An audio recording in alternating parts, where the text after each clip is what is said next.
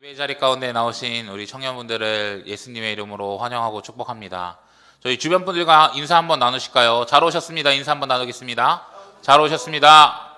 잘 이렇게 앞뒤를 좀 돌아보시고 또 인사도 또 눈으로 좀 마주쳐 주시고 하면 좋을 것 같습니다. 오늘은 세 가지 소리라는 제목을 가지고 함께 말씀을 나누도록 하겠습니다. 저희가 계속 에스라서 말씀을 제가 설교할 때마다 이 에스라서 말씀을 보고 있습니다.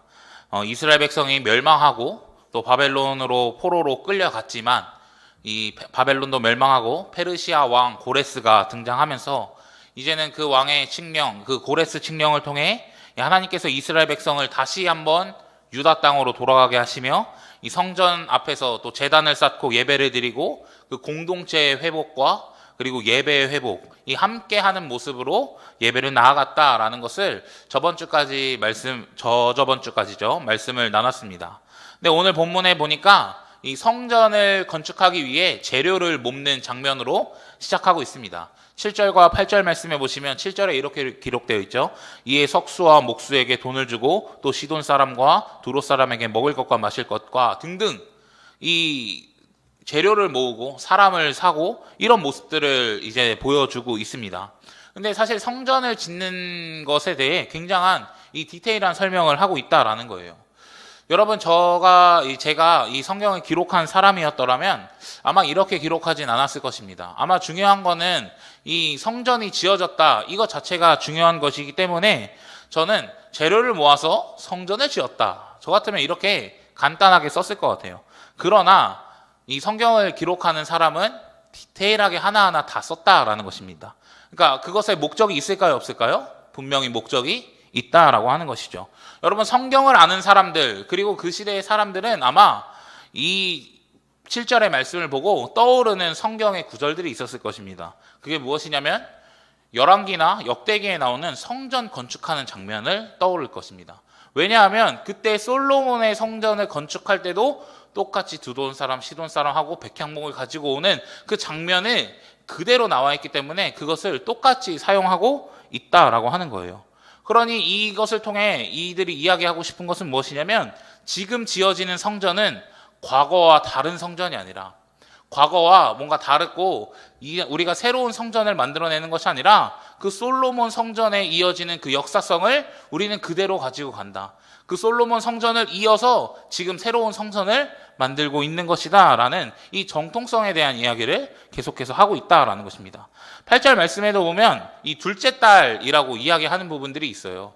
그런데 왜 둘째 딸이냐면 솔로몬 성전도 몇 월에 지어지게 될까요? 둘째 딸부터 성전 공사를 하기 시작합니다. 그러니까 평행이론이에요. 평행이론. 그러니까 그것처럼 똑같은 게 그냥 그때와 다른 게 아니라 똑같은 게 계속해서 지어지고 있다라는 것입니다. 그런데 이 성전을 다시 한번 재건하려고 할 때 이런 말씀이 있어요. 우리 8절 말씀을 좀 세번역 성경으로 한번 보았으면 좋겠는데요. 빨간색으로 이렇게 되어져 있죠. 사로잡혀 갔다가 예루살렘으로 돌아온 모든 사람이 공사를 시작하고. 여러분, 이 성전을 짓는데 누군가 특정 인물들만 한 게 아니라 이 이스라엘 공동체 전체가 헌신하고 수고하며 이 성전을 세워나가고 이 예배를 회복하며 나아갔다라는 것을 우리는 알 수 있다라는 것입니다. 9절 말씀에도 보시면 이렇게 기록되어 있어요. 한 마음 한 뜻으로 되어 있고 그 다음에 그들과 함께 일하였다라고 계속해서 이야기하고 있습니다. 그러니까 계속해서 무엇을 강조하고 있는 것이냐면 이 공동체성을 강조하고 있다라는 거예요. 그냥 혼자 예배 드리는 것이 아니라, 그냥 혼자 성전을 짓는 것이 아니라 함께 드리는, 함께 모이는 성전, 함께 드리는 예배, 공동체성의 이것을 강조하고 있다라는 것이죠. 에스라 3장은 계속해서 이 공동체성의 회복을 이야기하고 있다라는 것입니다. 사랑하는 청년 여러분, 사실 우리의 예배도 이런 공동체성으로 나아가야 한다는 것을 여러분 다시 한번 기억하셨으면 좋겠습니다. 제가 지난번 설교에서도 이 함께 드리는 예배라는 제목으로 함께 말씀을 나눴었는데, 여러분, 우리의 예배가 그냥 내 개인의 예배만에 초점을 맞춰져 있는 것이 아니라 함께 세워가는 예배, 함께 만들어가는 예배, 함께 하나님 앞에 올려지는 예배라는 것을 여러분 기억하셨으면 좋겠습니다. 그래서 공동체성으로 함께 다시 한번 회복을 모으고 함께 다시 한번 예배를 세우고 함께 나아갈 수 있는 우리 청년 공동체가 되기를 예수님의 이름으로 간절히 소망합니다. 근데 그렇게 성전 기초가 놓여지고 이제 이스라엘 백성들이 이 찬양을 하기 시작합니다. 드디어 성전 기초를 놓기 시작했습니다. 그리고 예배하는 것이죠. 근데 이 예배 가운데 세 가지의 소리가 들린다라는 것입니다. 저희 11절 말씀인데요. 11절 말씀 같이 한번 읽어보도록 하겠습니다. 시작. 찬양으로 화답하며 여호와께 감사하여 이르되 주는 지극히 선하심으로 그의 인자하심이 이스라엘에게 영원하시도다 하니 모든 백성이 여호와의 성전 기초가 놓임을 보고 여호와를 찬송하며 큰 소리로 즐거이 부르며. 아멘. 여러분, 여기서 나오는 소리는 무엇입니까? 첫 번째는 이 찬양의 소리가 나온다라고 하는 것입니다. 이 감사와 그리고 주의 선하심과 인자하심을 노래하는 이 찬양의 소리가 이 예배당 가운데, 이 예배의 자리 가운데, 그리고 성전 기초가 놓이는 곳에서 들리기 시작한다라는 것이죠.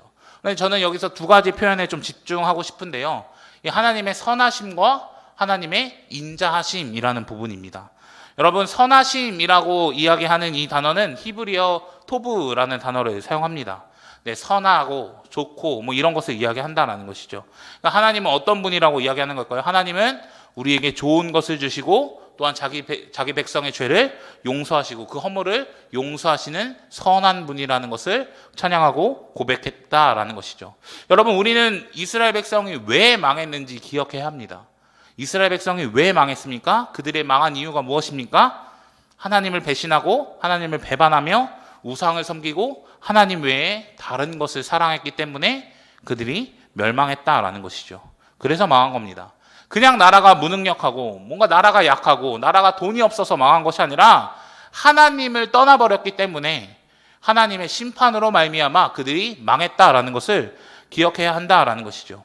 그렇게 하나님을 버리고 떠났던 이스라엘 백성이 다시 회복하고 다시 한번 일으키고 성전을 짓게 하시는데, 이 성전을 다시 한번 짓는다라는 것은 다시 한번 하나님과의 관계를 회복하고 그들이 놓치고 있었던 그 바벨론 포로 생활에서 놓치고 있었던 그 예배의 모습을 회복하는 등 그런 의미가 우리 안에 담겨져 있다라는 것이죠. 그러니 다시 한번 우리의 죄를 용서하시고 일으키시는 그 주님을 찬양하며 나아가는 것입니다. 주는 선하십니다. 주는 선하신 분이십니다. 주는 우리에게 좋은 것을 주시는 분이십니다. 찬양하고 고백한다라는 것이죠. 여러분, 인자하심도 마찬가지입니다. 이 히브리어 단어 헤세드라는 단어를 사용하고 있어요. 근데 이 단어는 여러분, 기독교에서 좋은 용어는 다 헤세드라고 생각하면 될 정도로 정말 많은 단어로 번역하고 있습니다. 뭐 사랑, 긍휼, 은혜, 자비, 인자 등등 다양한 의미로 번역하고 있어요. 그러니까 웬만한 좋은 단어는 다 이 헤세드라고 생각하면 됩니다. 그런데 이 헤세드 안에 어떤 의미가 또한 담겨져 있냐면 신실함의 의미가 담겨져 있습니다. 그러니 하나님의 그 사랑과 긍휼과 그 자비와 은총이 어떻다고 이야기하는 거죠? 신실하다라고 이야기하는 것입니다. 영원하다라고 이야기하는 것이죠. 뭔가 있다가 없어지고 있다가 사라지는 그런 느낌이 아니라 신실하게 영원토록 그 하나님의 은혜와 사랑과 자비가 우리에게 함께하고 있다라고 찬양하고 고백한다라는 것이죠.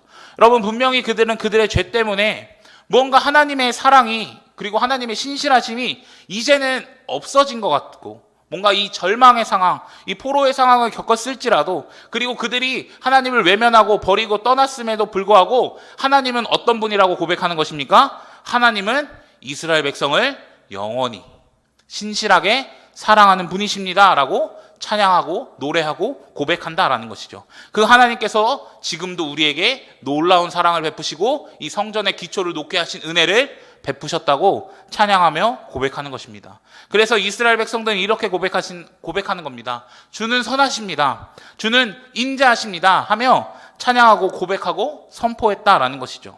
그런데 여러분, 우리는 이 찬양의 고백이 이미 예언된 사건이라는 것을 기억해야 합니다. 이 찬양은 사실 이미 예언된 찬양이었다라는 거예요. 이렇게 찬양할 것을 알고 있었던 선지자가 있었다라는 것입니다. 바로 예레미야 선지자인데요. 저희 33장 10절과 11절 말씀 같이 한번 보도록 하겠습니다. 33장 10절과 11절의 말씀인데요.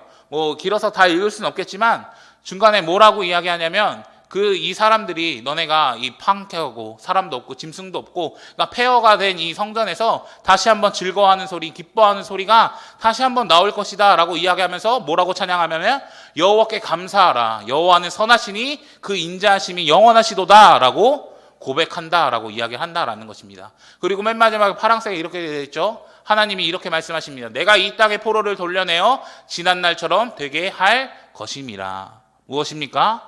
다시 한번 회복이 일어난다라는 것을, 그리고 그 찬양의 고백이 그들의 입술에서 나올 것을 미리 얘기하고 하나님께서 그렇게 인도하고 계시다, 하나님께서 그렇게 일하시고 계시다라는 것을 우리는 볼 수 있다라는 것입니다. 그러니 그 하나님 그렇게 찬양하게 만드신 분, 그렇게 찬양하게 만드신 분은 결국 누구십니까? 하나님께서 성실하게 일하심으로, 하나님께서 우리를 너무나 사랑하심으로 그렇게 찬양할 수 있게끔 우리의 상황과 환경과 모든 것을 만들어 주셨다라는 것을 기억해야 한다라는 것이죠. 그러니 이스라엘 백성은 하나님을 찬양할 수밖에 없다라는 것입니다. 그리고 그 하나님께 감사하고 그들이 경험했던 그 하나님의 선하심과 하나님의 인자하심을 노래할 수밖에 없었다라는 것이죠. 사랑하는 청년 여러분, 우리의 예배 가운데서도 이렇게 하나님을 좀 전심으로 찬양하고 하나님의 그 성품을 찬양하는 일들이 우리 예배 가운데도 나타났으면 좋겠습니다. 꼭 주의 선하심과 인자하심은 아닐지라도 여러분들의 분명히 한 주간 삶을 살아가면서 경험하신 하나님, 인도하신 하나님, 말씀해 주신 그 하나님 분명히 있을 텐데 우리가 그 하나님을 꼭 찬양했으면 좋겠습니다. 그 하나님이 사랑의 하나님이라면 하나님은 사랑이십니다. 우리 예배 가운데 그 하나님의 사랑을 좀 선포할 수 있었으면 좋겠고, 또 여러분들이 묵상하고 또 경험한 하나님은 나의 왕이십니다. 나의 왕 되시는 하나님을 경험했다면 하나님은 나의 왕이십니다. 하나님은 나의 주인이십니다. 여러분 고백하고 찬양하면서 그 하나님의 성품과 하나님의 위대하심을 좀 찬양했으면 좋겠습니다. 또 나를 치유하시는 분을 경험했다면 하나님은 나를 위로하시는 분이십니다. 하나님은 나를 치유하십니다. 우리가 각자가 느끼고 경험했던 그 하나님을 찬양하며 나아갈 수 있는 우리의 예배가 되었으면 좋겠습니다. 여러분, 하나님은 찬양받기에 합당하신 분이십니다. 아멘이시죠? 우리의 공동체와 우리의 삶 속에서 역사하시고 개입하시는 그 하나님의 성품과 또 하나님의 행하심, 또 하나님의 일하심, 그리고 그 하나님의 그 위대하심을 찬양할 수 있는 우리 청년 공동체가 되었으면 좋겠습니다. 그래서 이 찬양의 소리, 찬송의 소리가 우리 예배 가운데 가득하기를 예수님의 이름으로 간절히 축복합니다. 두 번째는요, 통곡의 소리입니다. 통곡의 소리. 저희 12절 말씀 색칠된 부분만 같이 한번 읽어보았으면 좋겠습니다. 시작. 제사장들과 레위 사람들과 나이 많은 족장들은 첫 성전을 보았으므로 이제 이 성전의 기초한 노임을 보고 대성통곡하였으나. 아멘. 여러분, 여기 본문에 보니까 일부 사람들이 성전 기초가 놓인 것을 보고 대성통곡한다라고 이야기하고 있습니다. 그러니까 엄청나게 슬피 울었다라고 하는 것이죠. 근데 이 성전의 공사가 어쨌든 그토록 바라던 이 성전의 공사가 시족되고 기초가 놓인 것을 보는 이 시점에서, 하나님을 찬양하고 있는 이 시점에서 그들은 왜 눈물이 나왔을까요? 이것에 대한 사실 명확한 해답은 없습니다만 이 정황상 유추해 볼 수 있는 것은 지금 지어지는 성전이 이전의 성전보다 초라하게 느껴졌기 때문입니다. 여러분, 나이가 든 사람은 이 솔로몬 성전의 이 화려함을 보았던 사람들입니다. 분명히 그 솔로몬 성전에서 하나님을 예배하고 제사를 드렸던 사람들이에요. 그런데 솔로몬 성전은 크고 화려하고 웅장하지만 또 다 금으로 되어 있어서 겉보기에도 매우 화려하고 훌륭한 성전이었지만 지금 지어지고 있는 성전은 어떨까요? 굉장히 초라하게 느껴지고 굉장히 빈약하게 보인다라는 것입니다. 기초가 놓인 것을 보았지만 뭔가 솔로몬 성전보다 화려하지 못하고 뭔가 작다 느껴지고 초라하다 느끼는 것입니다. 그러니 이전 성전의 그 영광, 그 찬란함을 아는 사람은 어떨까요? 눈물을 흘릴 수밖에 없는 것이죠. 크고 화려하고 웅장했던 그 성전을 볼 수 없기 때문에 그렇습니다. 또한 그들이 대성통곡한 이유가 후회의 눈물, 반성의 눈물, 이 회개의 눈물이라고 하는 것이죠. 여러분, 그 당시에 나이가 많은 사람들은 자신들이 왜 망한지 알잖아요. 그들이 왜 포로 생활을 한지 알잖아요. 그것이 무엇입니까? 아까도 이야기했듯이 죄의 문제라는 것이죠. 여러분, 그 사람들이 그 초라한 성전을 보면서 이런 생각 안 했을까요? 그때 우리가 하나님의 말씀 잘 들었더라면, 그때 내가 하나님의 말씀을 더 철저하게 지키고 내가 그때 하나님을 더 사랑했으면, 내가 그때 우상 숭배 안 했으면 이런 일은 있지 않았을 텐데. 여러분 그런 생각 하지 않았을까요? 그런 후회와 반성과 그들의 마음 가운데 그 어려움이 있지 않았을까요? 여러분 또한 이 성경에서 눈물을 흘리고 대성통곡한다는 것은 극심한 아픔과 괴로움을 동반한 그 회개의 모습을 나타내고 의미한다라는 것입니다. 여러분 노인들은 아마 그 자신들의 과거의 아픔에 후회하고 그냥 반성하는 것에 그치는 것이 아니라 회개함의 은혜가 분명히 있었을 거라는 것이죠. 눈물로 호소하고 회개하는 것입니다. 자신의 잘못을 다시 한번 깨닫고 눈물을 흘린다라는 것이죠. 저는 여러분들에게 이런 질문 한번 던져보고 싶습니다. 여러분 회개하십니까? 여러분 회개하십니까? 사실 저는 이런 질문을 한다는 게 참 웃긴 것 같아요. 근데 여러분 진지하게 고민해 보십시오. 여러분 회개하십니까? 여러분 한국교회에서 사라지고 있는 설교 중에 하나가 죄에 대해서 이야기하는 설교라고 합니다. 회개에 대해서 이야기하는 설교가 사라진다고 합니다. 이 죄에 관한 문제를 설교자들이 건드리지 않는다고 하는 거예요. 여러분들이 최근에 들었던 설교의 내용들을 한번 생각해 보십시오. 그리고 미디어로 접했던 여러분들의 기독교에 관한 콘텐츠를 한번 생각해 보십시오. 분명히 죄에 관한 이야기도 있지만 8, 90%는 여러분들의 꿈과 뭔가 위로와 격려와 그런 내용들이 사실 많이 쏟아져 나오고 있습니다. 근데 그에 반해 이 죄를 다루는 영역, 이것에 대해서 회개를 다루는 영역에서는 현저히 적다는 거예요. 그런데 여러분 우리 안에 죄가 없습니까? 우리 범죄하지 않는 사람입니까? 그냥 여러분들이 죄인이라고 뭔가 정죄하려고 이야기하는 것이 아니라 우리가 죄인임을 여러분 인식해야 한다는 거예요.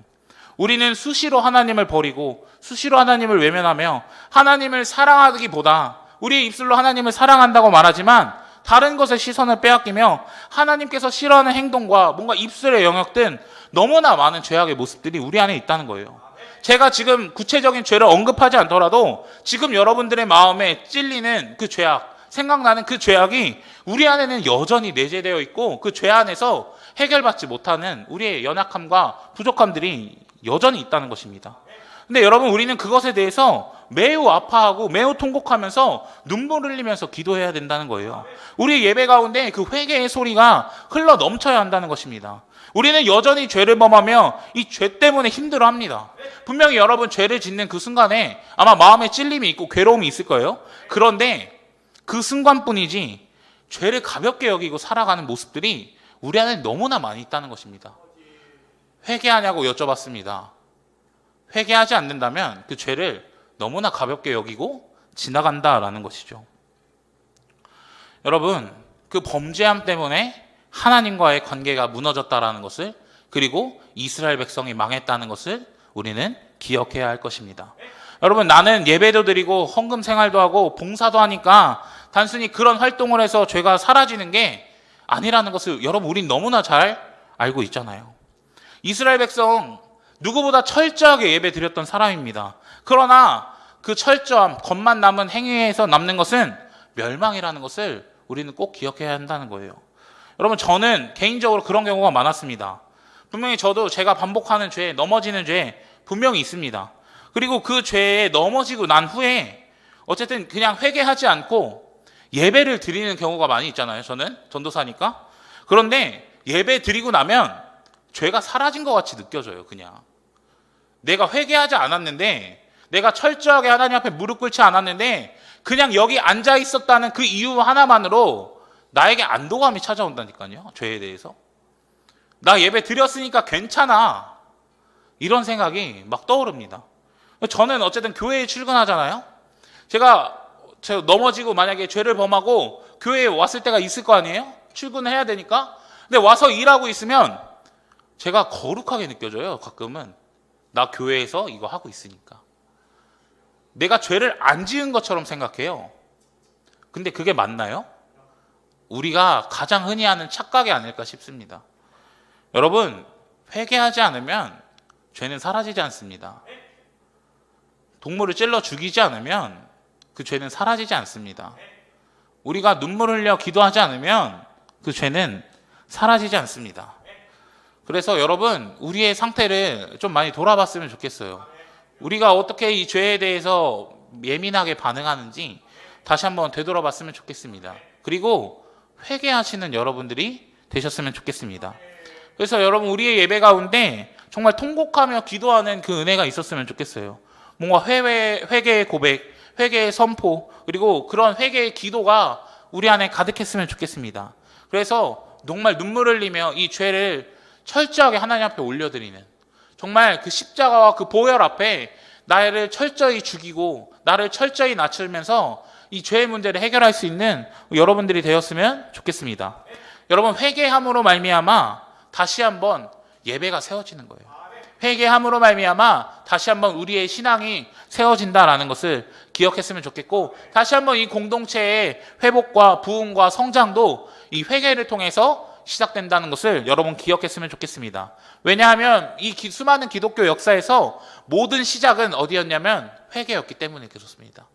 그러니 여러분 개개인의 이 죄의 문제, 이 아픔의 문제, 이 고통의 문제를 가지고 회개했으면 좋겠습니다. 그래서 죄를 미워하는 마음 있잖아요. 죄를 너무 사랑하지 마시고 그 죄를 미워하는 마음 가지시고 끊어내기를 결단하며 눈물로 통곡으로 기도하는 우리 청년교회가 되기를 예수님의 이름으로 간절히 축복합니다. 세 번째는요, 기쁨의 소리입니다. 기쁨의 소리. 우리 12절 또 후반절만 같이 한번 읽어봤으면 좋겠는데요. 색칠 부분만 같이 한번 읽겠습니다. 시작. 여러 사람은 기쁨으로 크게 함성을 지르니. 아멘. 여러분 세 번째 소리는 이 기뻐하는 소리라는 거예요. 여러분 눈물을 흘리는 이 모습과 반대되는 이 기뻐하는 자들이 있었다는 것을 우리는 기억해야 합니다. 아마 이 사람들은 젊은 사람이었을 가능성이 많은 것 같아요. 왜냐하면 기초가 놓인 것도 너무나 기쁘기 때문에 그렇습니다. 뭔가 말로만 들어왔던 어머니가, 뭔가 아버지가 말로만 해줬던 그 성전에 대한 이야기, 그리고 그 성전의 기초가 놓여지는 거 보니, 다시 한번 그 예배의 제단이 회복되는 것을 보니 기쁘고 신나고 즐거웠다라고 하는 것이죠. 그런데 여러분 여기서 표현된 이 기쁨으로 이 함성을 지르는 표현이 이 표현이 다른 본문에서도 사용되는데, 다윗이 그 오베데돔의 집에서 있는 그 언약궤를 가지고 왔을 때도 이 표현이 사용된다라고 하는 것이죠. 시편 47편 5절 말씀인데요. 같이 한번 읽어보도록 하겠습니다. 시작. 환호소리 크게 울려 퍼진다. 하나님이 보좌에 오르신다. 나팔소리 크게 울려 퍼진다. 주님이 보좌에 오르신다. 여러분 이 본문의 이 구절의 말씀은 많은 학자들이 이 다윗이 예루살렘에 올라갔을 때 언약궤를 가지고 이 예루살렘에 올라가는 그 장면이라고 해석합니다.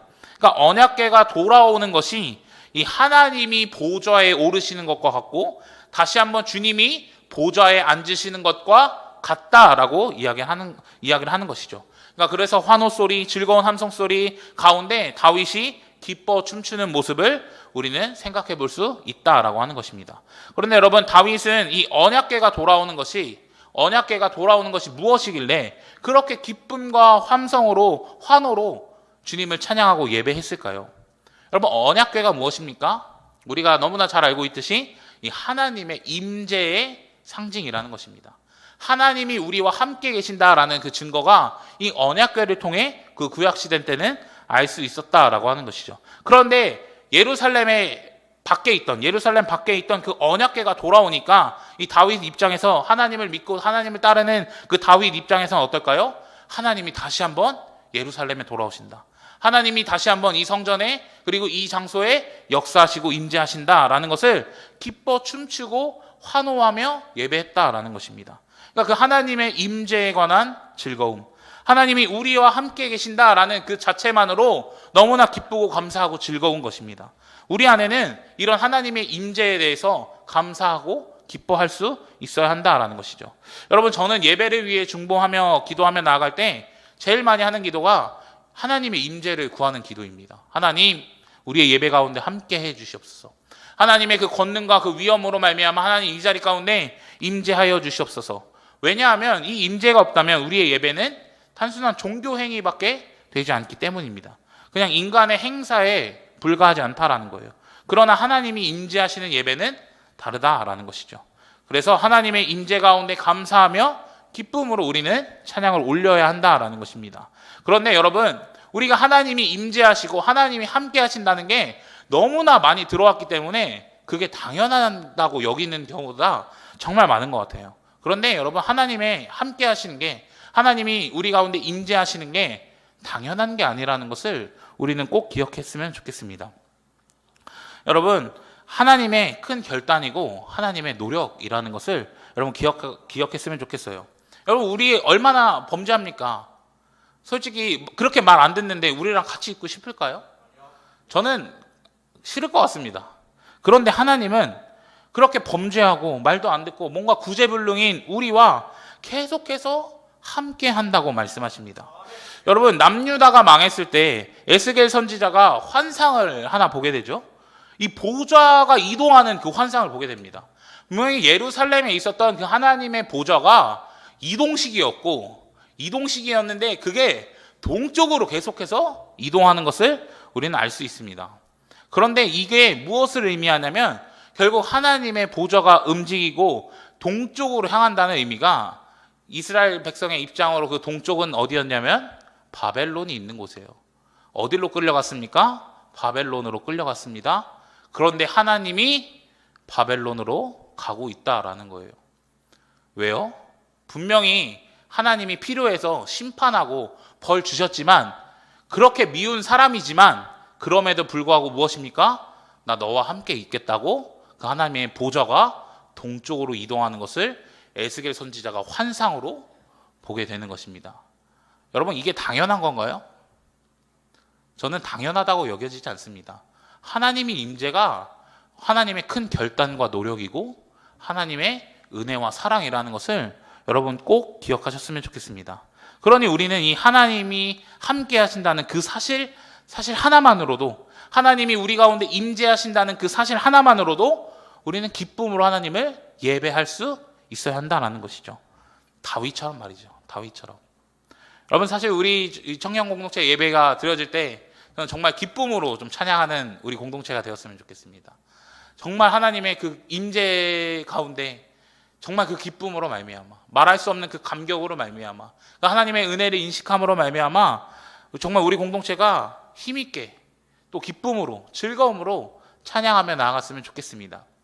그러니 여러분, 하나님의 임재를 너무 당연하게 여기지 마시고 감사함으로 또 기뻐함으로 그분을 찬양하고 예배하는 우리 청년 공동체가 되었으면 좋겠습니다. 제가 오늘 3가지 소리를 나눴습니다. 결국에 하나님을 찬양하는 소리, 그리고 회개하는 소리, 그리고 하나님의 임재 앞에서 기뻐하는 소리, 3가지를 나눴습니다. 그래서 우리 예배 안에 이 3가지의 소리가 흘러났으면 좋겠어요.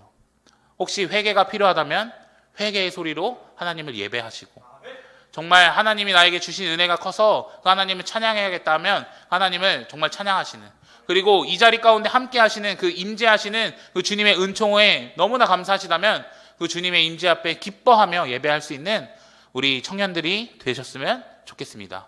그래서 우리의 예배 가운데 정말 하나님을 온전히 예배할 수 있는, 정말 우리의 마음을 다해 정성을 다해 예배할 수 있는 우리 청년들이 되기를 예수님의 이름으로 간절히 축복합니다. 우리 함께 찬양하고 기도하도록 하겠습니다.